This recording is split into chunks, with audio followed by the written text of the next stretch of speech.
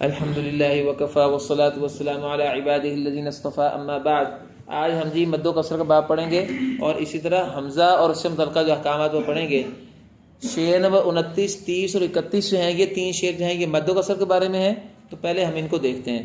ھذا القول فی الممدود والمحموز علی سبیل لیس بالمرموز. یہ بات شروع ہونے لگی ہے مدود کے بارے میں اور محموز کے اختلافات کے بارے میں. محموز یعنی وہ کلمہ جس میں حمزہ دیا گیا ہے, یعنی حمزہ والے جو کلمات ہیں نا اس کے اختلاف کے بارے میں. اور یہ جب نیچے بات آئے گی نا تو حمزہ سے متعلقہ اختلافات کئی قسموں کے ہیں. شاطبیہ میں آپ کو اگر یاد ہو تو 5 باب ہیں حمزہ کے. حمزہ تین فی کلمہ, حمزہ تین فی کلمتین, حمزہ مفرد کا باب جس میں ابدال کی بات آتی ہے, چوتھا باب النقل, اور 5واں باب وقف حمزہ و اشام. یہاں باب وقف حمزہ و اشام کی بات تو نہیں آئے گی چونکہ وہ تو ہے ہی حمزہ اور اشام کی بات, اس کا نافع سے کیا تعلق ہے. باقی نقل کا باب کی بات آئے گی, ابدال کے بات کی بات آئے گی, اسی طرح اس میں حمزتین فی کلمتین کی بات آئے گی, حمزتین فی کلمہ کی بات بھی آئے گی. 4 باب جو ہے نا اکٹھے محموز کے تحت آئیں گے. تو کہتے ہیں کہ یہ بات ہے ممدود کے بارے میں اور محموز کے احکام کے بارے میں. علی سبیل, اس انداز میں یہ گفتگو ہوگی, لیس بالمرموزی, جس میں رمزیہ انداز نہیں ہوگا, کنایے کا انداز نہیں ہوگا. کیونکہ رمز کہتے ہیں اس ایک اشاراتی انداز کو. تو جو جیسے ابج میں حمزہ جو ہے رمز ہے نافع کی, با رمز ہے قالون کی, اور جیم رمز ہے ورش کی. اور رمزیات کو رمزیات کیوں کہتے ہیں؟ چونکہ اس میں جو وجوہ لکھی جاتی ہیں نا وہ رموز کے ساتھ لکھی جاتی ہیں, اس لیے اس کو رمزیات کہتے ہیں مغاربہ. چلیں, وَيُشْبِعُ الْمَفْصُولَ. اب سب سے پہلے جو 2 شعر اب رہ گئے ہیں ہمارے اس باب میں اس کو ہم دیکھ لیں. وَيُشْبِعُ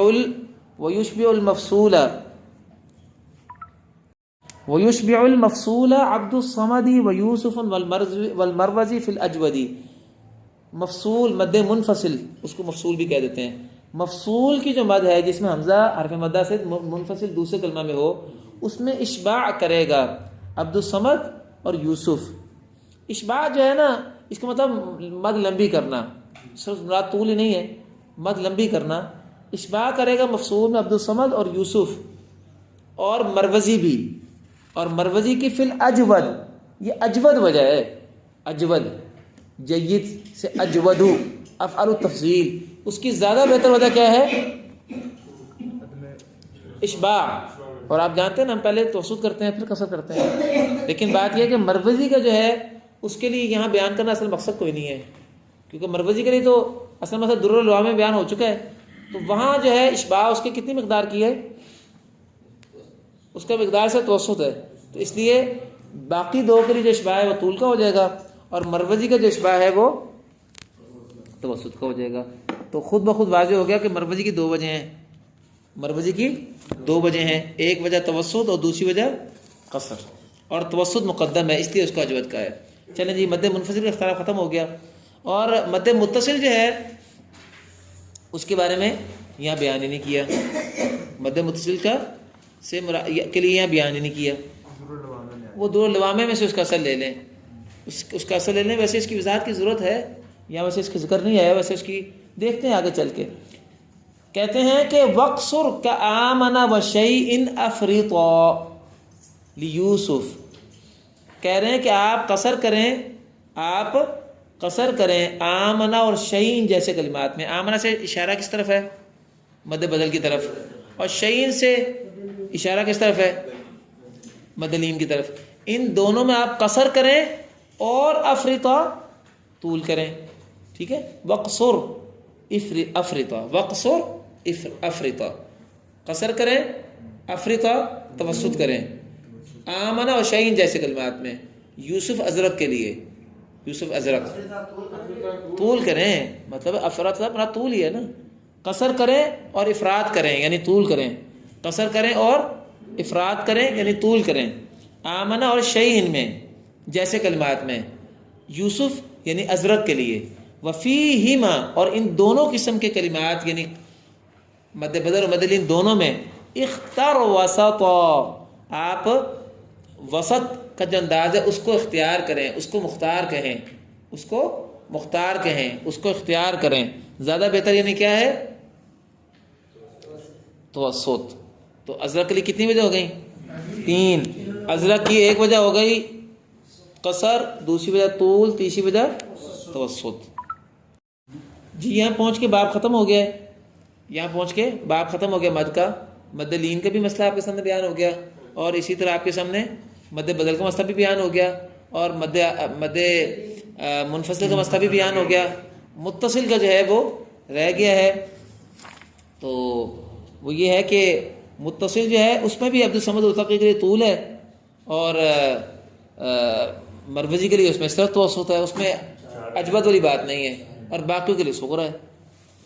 تو بہرحال جو ہے یہ اس طرح کر کے یہاں سے اتنا ہی بیان ہوا جتنا ہے، باقی جو تفصیلات ہیں وہ یہاں کتاب تفصیل علم میں موجود نہیں ہے، لیکن جو ہم پڑھتے ہیں وہ صرف نہ کتاب و تعریف سے پڑھتے ہیں اور نہ صرف تفصیل العقد سے پڑھتے ہیں، بلکہ جو معمولات چل رہے ہیں، ما جرى العمل به، مغاربہ کے ہاں اس کی بڑی حیثیت ہے، ما جرى العمل به، جیسے حنفیہ کے ہاں ہے نا جی مفتہ بھی قول کے ہے، اس طرح مغاربہ کے ہاں ما جرى العمل به کی بڑی حیثیت ہے۔ تو ما جرى العمل به میں مثلا میں آپ کو ایک دو باتیں یہاں بیان کر دیتا ہوں، آپ کے فائدہ ہوگا اس سے آپ کو۔ یہ جو اوقاف ہبطی ہیں، اب ہم نے پچھلے دنوں آپ کے ساتھ جو اجرا کیا ہے اس میں ہم نے دیکھا کہ یہ ہبطی کے اوقاف کے علاوہ وقف کو بھی صحیح نہیں سمجھتے۔ یہ کیسے ممکن ہے کہ ایک وقف جو ہے وہ ہے ہی اجتہادی، خود اجتہادی چیز ہے، اجتہادی چیز ہے، اجتہادی چیز کو واجب کہا کیسے جا سکتا ہے؟ بھئی یہ اوقاف اجتہادی چیز ہے نا، تو جو انداز ہم اختیار کرے تھے پڑھنے میں، جو انداز ہم اختیار کرے تھے پڑھنے میں، وہ کیا کر رہے تھے کہ یہاں اوقاف ہبطی میں وقف ہے اور اس کو یہی رکیں، حتیٰ کہ آیات پہ اگر وقف نہ لگا ہبطی کا تو ہم وہاں بھی وصل کر رہے تھے۔ حالانکہ ہمارے انداز ایسا نہیں ہے، ہمارے یہاں سجاوندی کے اوقاف جو ہیں وہ ہم نے لگائے ہوئے مصحف میں، لیکن کوئی بندہ اگر سجاوندی کے اوقاف کے بجائے درمیان میں وقف کر لے، معنی پورا ہوتا تو ہمارے اس کی التزام نہیں کرواتے اس کا۔ تو یہ اوقاف ہبطی کا وجوباً اہتمام کروانا کیسے ہے؟ اس کا جواب یہ ہے کہ یہ مسئلہ وجوب کا نہیں ہے، مغاربہ بھی اس بات کو مانتے ہیں۔ سوال پہلے سمجھ آ گیا آپ کو؟ تو یہ وجوب کیسے نکل گیا؟ امام ابن جزری تو کہتے ہیں مقدمہ جزریہ میں کہ قرآن میں کوئی وقف واجب ہے ہی نہیں، قرآن میں کوئی وقف واجب ہے ہی نہیں فقہی اعتبار سے، کیونکہ جب دین میں وہاں وقف نہیں رکھا ہوا، بعد میں علماء نے یہ رموز جو لگائی ہیں وقف کی، وہ تو لگائی ہیں عوام کی سہولت کے لیے، تو سہولت والی چیز واجب کیسے ہو سکتی ہے کسی پر؟ تو اب اس کا جواب یہ ہے کہ اصل میں جیسے قراء عشرہ کے اختیارات ہیں نا، قراء عشرہ کے اختیارات ہیں، اختیارات تو اور بھی تھے، امت میں رائے 10 قاری اختیارات ہو گئے، اب امت کے ہاں عمل کس پر جاری ہے؟ 10 اختیارات پہ، 10 قاریوں کی قراتوں پر۔ اس کا مطلب یہ نہیں کہ دوسرے اختیارات غلط تھے، لیکن ما جرى العمل عند الامہ ہوا القراءات العشری لہؤلاء القراء العشرہ۔ یہ واضح ہوئی بات آپ کو؟ اس کو کہتے ہیں ما جرى العمل، جو چیز معمولات میں رائج ہوئی ہے، جو چیز معمولات میں، اس کا قطعاً یہ مطلب نہیں ہوتا کہ دوسری چیز غلط ہے، دوسرے اختیارات اگر کوئی بندہ پڑھے اب اس پر عمل نہیں ہے، اس پر عمل نہیں، یہ مطلب ہے حنفیوں کے مفتہ بھی قول کا کہ ایک مسئلہ ابو یوسف کی بھی رائے ہے، امام ابو حنیفہ کی بھی رائے ہے، امام محمد کی رائے ہے۔ اب اس میں امام ابو حنیفہ بھی حنفیوں کے امام ہیں، امام ابو یوسف بھی حنفیوں کے امام ہیں، لیکن ان کے ہاں جو ہے مفتہ بھی قول کون سا ہے اس مسئلے میں ابو یوسف کا؟ تو حنفی فتویٰ کس کے مطابق دیں گے؟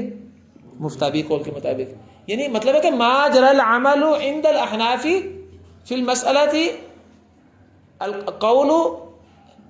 قول ابی یوسف فی هذا المسئلہ، اس معاملے میں حنفیوں کی رائے اس معاملے میں یہ ہے، اور اس مسئلے میں انہوں نے فتویٰ دیا ابو یوسف کی رائے کے مطابق، امام ابو یوسف کی رائے کے مطابق فتویٰ دی ہے۔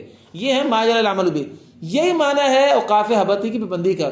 مغاربہ کے ہاں جو ہے علامہ ہبطی کے اوقاف جو ہیں یہ جو ہے رائج ہوئے، اور سجاوندی کے اوقاف کو بھی وہ مانتے ہیں، دوسرے علماء کے اوقاف کو بھی مانتے ہیں، اور بسا اوقات دوسرے علماء کے اوقاف ہبطی کے اوقاف سے بہتر ہوتے ہیں بعض جگہوں پر، لیکن جو ان کے ہاں عمل جاری ہوا ہے وہ اس پر جاری ہوا کہ وقف ہبطی کے اوقاف پر کرتے ہیں، یہاں تک کہ اس عمل میں جہاں وقف نہیں ہے اس کا ہبطی کا، وہ وہاں نہیں رکتے۔ یہ کوئی چیز ان کے ہاں حرام حلال کا مسئلہ نہیں ہے، یہ مسئلہ جریان عمل کا مسئلہ ہے، جریان عمل کا مسئلہ، اس کو سمجھیں۔ مثلا ایک بچہ حفظ کرتا ہے، پہلے دن سے وہ حفظ کرتے وقت جو ہے وہ بالاہتمام وقف کرتے ہی وہاں ہیں، کرواتے ہی وہاں تھے، بچوں کو کرواتے تھے، کیونکہ بچے تو مانے کا فیصلہ نہیں کر سکتے تھے، وہ کہتے تھے تم نے وقف کرنا تو کہاں کرو، صرف رموز پہ کرو، ٹھیک ہے نا۔ جیسے ہمارے ہاں بھی اگر ہم جب حفظ کرتے ہیں تو تاج کمپنی کے قرآن سے حفظ کرتے ہیں، تو اکثر ہم نے جن قرآنوں سے حفظ کیا ہوتا ہے ہمیں اس کے اوقاف یاد ہوتے ہیں، اور ہمارے ہاں تو دوسرے وقت پر اگر بندہ دماغ میں رک جائے تو ہمارے یہاں کیا معمول ہے کہ بھئی ایک کلمہ پیچھے سے پڑھ کے ادا کرو. ہمارے یہاں معروف ہے کہ نہیں؟ مغاربہ کیا ہے کہ معمول ہم سے زیادہ پھیلا, اور اس کی وجہ بھی ایک اور ہے. میں نے آپ کو بتایا تھا کہ حفظ بھی لکھوا کے کراتے ہیں پورا, تو لکھوا کے ایک ایک چیز جب استاد بتاتا ہے نا اس میں اہتمام بہت بڑھ جاتا ہے. وہ چیز ان کے ہاں جب چلی تو اتنی پکی ہوگی کہ ان کے ہاں اب عمل پڑھ ہی اس پر گیا, ہباتی کے اوقاف پر. اب یہ جو جمع الجمع میں بھی ان کے ہاں چونکہ لکھوا کے چیز کرائی جاتی ہے, اور آیات اور وقف جو لیتے ہیں وہ کون سے لیتے ہیں؟ ہباتی کے.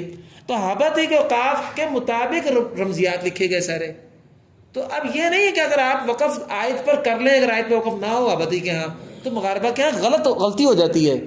غلطی نہیں ہے, بات صرف اتنی ہے کہ ان کے ہاں جو جریان عمل ہے اس کے خلاف ہے. یہ بات سمجھ آئی آپ کو؟ اسی طرح یہ جو الصلاۃ اور الزکوٰۃ اور تورات کا مسئلہ میں کل بات کر رہا تھا کہ بعض لوگوں نے اس کو مد لازم کے حال میں سمجھا ہے. تو یہ حالانکہ قول دونوں صحیح ہیں. ایک قول جو ہے وہ 3 وجوہ والا وہ ہے, دوسرا قول جو ہے وہ صرف کو مد لازم کی طرح سمجھو. مغاربہ کے ہاں عمل کس پر رائج ہوا ہے؟ مد لازم والے قول پر. چونکہ دانی رحمۃ اللہ علیہ جو ہیں وہ اسی کے قائل تھے. دانی کی یہی تھی کہ عام مدود عارض میں آپ اگر قصر کے توسط کرتے آ رہے ہوں, اس قسم کے کلمات میں التورات اور الزکوٰۃ اور جو ہے الصلاۃ, اس میں آگے آپ طول کر لیا کریں احتیاطاً, کیونکہ اس میں جو ہے وہ اس کی مشابہت زیادہ مد لازم سے بنتی ہے, چونکہ جائز تو ہے طول بھی. تو اب یہ چیز چلتی آئی. ابن جزری رحمۃ اللہ علیہ نے 3 وجہ اس میں لکھی ہیں اور اس کو دلائل سے ثابت کی ہے التورات اور زکوٰۃ اور الصلاۃ میں. لیکن ابن جزری چونکہ مغاربہ تک پہنچے نہیں, چنانچہ جو عمل جاری ہوا مغاربہ کے ہاں وہ قول ثانی پہ جاری ہو گیا. اس لیے وہ ابھی کیا کہتے ہیں کہ کثرت وسط نہ پڑھو. لیکن کثرت وسط نہ پڑھنے کا مطلب یہ نہیں ہے کہ ان کے یہاں کثرت وسط منع ہے. یہ مطلب نہیں کہ کثرت وسط منع ہے اصلاً. ان کے یہاں پہلا قول بھی صحیح ہے, لیکن چونکہ انہوں نے دوسرا قول اختیار کر لیا اور دوسرے قول کے مطابق جو ہے وہ کثرت وسط نہیں پڑھنا چاہیے, اس وجہ سے وہ کہتے ہیں کہ کثرت وسط نہ پڑھو. چونکہ ما جرى العمل عندهم بالطول فقط فی التوراۃ والزکوٰۃ والصلاۃ. یہ ما جرى العمل بڑی حیثیت رکھتا ہے. تو میں بات یہ کر رہا تھا کہ اس وقت جو اشرا نافیہ چل رہی ہے مغاربہ کے ہاں, یا قرات سبع پڑھائی جاتی ہے, اس میں اشرا نافیہ میں صرف کتاب و تعریف نہیں ہے بنیاد, کتاب و تعریف بھی, پھر اس کے بعد تفسیر العقد میں جو اضافے ہیں وہ بھی. ممکن ہے کہ کتاب و تعریف میں ایک چیز ہو اور بعد میں اس پر عمل نہ ہو, اور ممکن ہے کہ ایک چیز در الوامے میں ہو لیکن وہ چیز مغاربہ نہ لے رہے ہوں. سب سے اہم چیز ان کے ما جرى العمل به ہے, ما جرى العمل به کہ عمل کس میں چلا آگے جا کے. اب تفسیر العقد میں اگرچہ جو ہے وہ مد متصل کے بارے میں بات نہیں آئی, لیکن جو ان کے جریان عمل کے اندر بات چل رہی ہے وہ کیسے طے ہوتا ہے جریان عمل, اس کے لیے ان کے رسمیات ہیں.